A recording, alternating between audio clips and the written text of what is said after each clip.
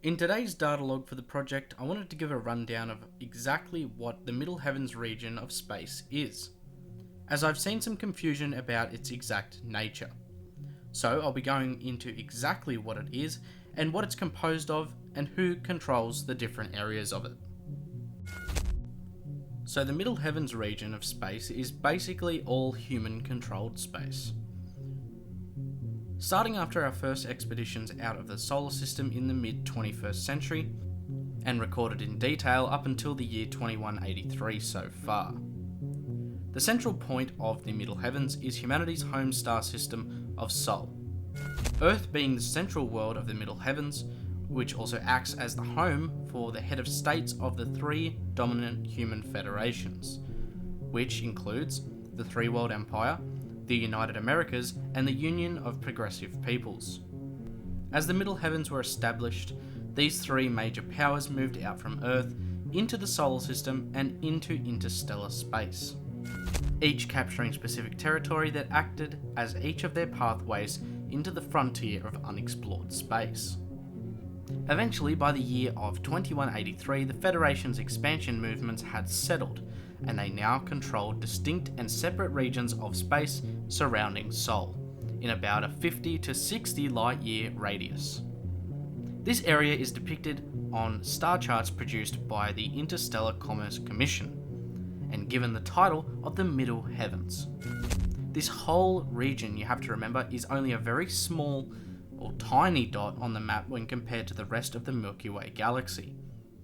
The Middle Heavens takes up around a 100 light-year diameter of area, with Sol being the central point. This whole area of the Middle Heavens is located in the Orion arm of our Milky Way galaxy. The Orion arm is around 10,000 light-years long, and is one of many arms that our galaxy possesses, with the Milky Way itself being 106,000 light-years across. Despite how small in comparison the Middle Heavens are, the few hundred systems that exist here are nothing if not interesting overall. While it's nice to have one name for the whole area of colonized space, when you actually start to break up the map into its different regions based on its proximity to Sol and who controls things become slightly more complicated. So let's start from the beginning. Briefly, before I break down each region of the Middle Heavens, I want to quickly give some key terms I'll be using for a bit of context. So instead of referring to the north, east, south, and west of the map, when talking about the directions, we will instead be using and talking about the Middle Heavens in relation to its position to the Milky Way galaxy.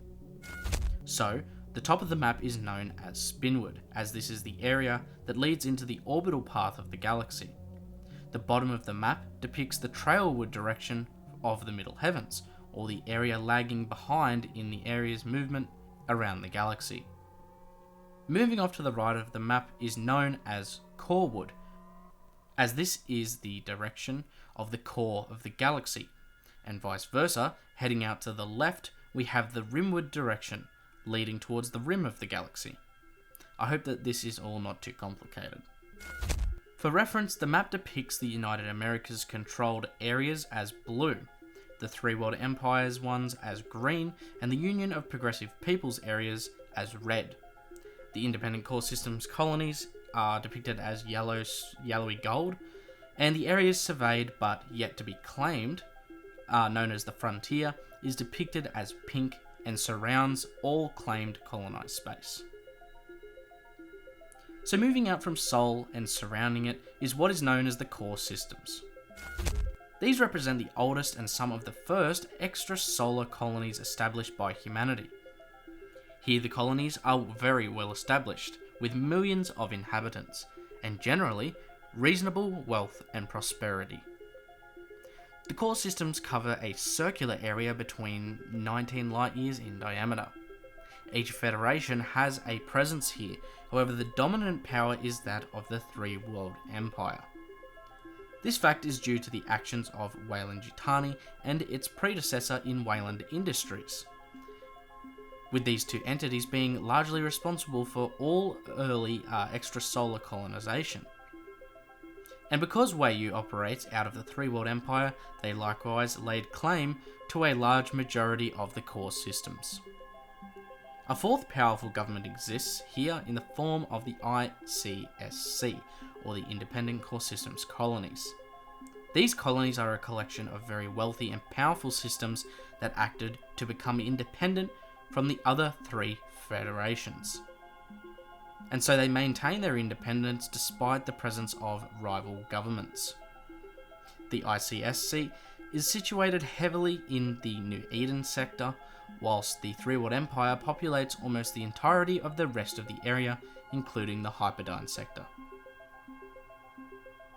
The UPP and the UA both have a narrow corridor stretching out from the Earth and into our next major region. The Outer Veil surrounds the core systems and collects a lot more of the well-established and resource-rich and important worlds to each of the three major federations, as well as holding a few more ICSC colonies. The Outer Veil, whilst being a place of wealth, also possesses its fair share of dangers. Here, borders of rival governments clash, which causes constant problems for opposing sides. The Three World Empire holds a large portion of the trailward side of the Outer Veil, encompassing Sector 3847, while the Union controls the Spinward regions, as well as the Bao Sao sector, that pushes into Three World Empire territory. The UA, however, have seemingly struggled to hold on to, or even claim territory in this region, as they control the American Corridor, which is a slither of space between Earth and their much more heavily colonised space. Despite this though, they have been able to successfully push their way into Union territory through a second corridor known as the Advance. However, as of the year 2183, the Union retook the planet of LV-038 in the 61 Cygni star system, and, under mysterious circumstances, both it and Fort Nebraska on the Ariakas colony in Kruger 60 have since gone dark. Our current intel cannot explain what happened there, or who currently controls these systems. While resources are largely plentiful in this region of space, the UPP's territory for some reason or another is sparse and resource rich for the most part, with the stars here being in a much lower density when compared to the trailward areas of the Veil. We now arrive at the Outer Rim territories. This area for the most part has been colonised, however a significant outer border region of the Outer Rim is frontier space, and currently remains unclaimed by any government federation. The Three World Empire has a small presence here, however it's the UA and the Union that really dominate this space. The Union controls a large spinward area of the Rim, whilst the UA controls a massive arm stretch of the Rim encompassing the coreward spinward side of the Rim, moving down and covering pretty much all of the trailward area. Conflicts are constant here, as the three federations struggle to hold on to and secure new areas for themselves. Where borders haven't clashed yet, it appears that it won't be long until they do. Here, rebellions rise and fall, some colonies thrive and some end in failure. Everyone is your enemy, and everyone is out to get you, or at the very least, to step over you, for a bigger profit margin or control of a rare or valuable resource, which is just one of the things waiting to be conquered or discovered in this dangerous area of space. The final region we have to discuss is possibly the most interesting, the most mysterious, the most resource-rich, and potentially the most deadliest area of the Middle Heavens.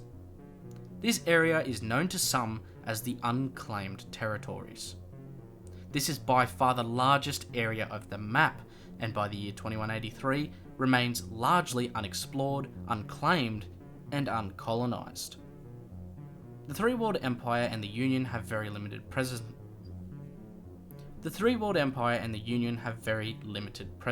here, and so far the UA has been the most successful when it comes to expansion into this area. They have moved light years into the Trailwood-Rimwood region of the unclaimed territories and captured a number of smaller areas towards the more Spinwood-Rimwood area. While in opposition, the Three World Empire and the Union have captured a rather small and unimpressive area of the region, only within a few parsecs of the Outer Rim territories. Travelling out Spinwood from the Middle Heavens lies a separate area of space currently known as the Lost Colonies. Little is known of what happened to these early colonies, just now that the communications with these very distant worlds have ended with no real information as to what is happening out there. The Corewood area of the Middle Heavens is largely untouched. This is likely due to the large astronomical hurdles present within this area. Being closer to the core of the galaxy means that this area is populated more heavily with stuff like gravitational anomalies, old dying stars in high density waiting to go supernova, and black holes, just to name a few of the obstacles there. The Trailwood area, as stated, belongs to the UA. However, there is an area of space beyond that which is home to a few key points of interest, such as Sector 87, home to Planet 4, a rumoured homeworld of the fabled engineer race, and also the Origai B star system. The Origai B star system is home to the planet of Origai 6, the predetermined planet for the furthest colonisation mission of its era by Weyland-Yutani, in the form of the ship, crew, and colonists of the US CSS Covenant. The Covenant was sent on its journey in the early years of the 2100s, and since the year 2104, information regarding its success in completing its mission is all but absent, meaning that the wider Middle Heavens is uncertain what the exact fate of the vessel is at this current time. Only more research and time will give us those answers. As time goes on, the Middle Heavens are sure to continue to evolve. Borders will shift and change. Colonies will rise, fall, and change allegiances. New discoveries will be made, whether they are for the good of humanity or for its detriment. However, with the current political tensions present in the 2180s, it seems like the map might see some major changes in the very near future. Before I go, I wanted to let you know about the ACHERON Colonial Marketplace, the one-stop shop for all Project ACHERON merch.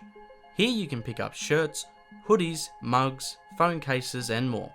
So if you want to support the channel and look good doing it, pick up some ACHERON merch. But what other videos would you like to see? If you have any ideas or have any questions, please leave them in the comments or contact me through Twitter or on the Project ACHERON Discord. If you enjoyed, please leave a like and share this video. And if you want to really help see this channel thrive and grow, as well as gain a bunch of awesome rewards for yourself, consider becoming a patron, such as Christopher Dasinger and Ambrosia, leaders of the Project ACHERON Hive. I hope to see you all here again very soon, but until then, this is Project ACHERON signing off.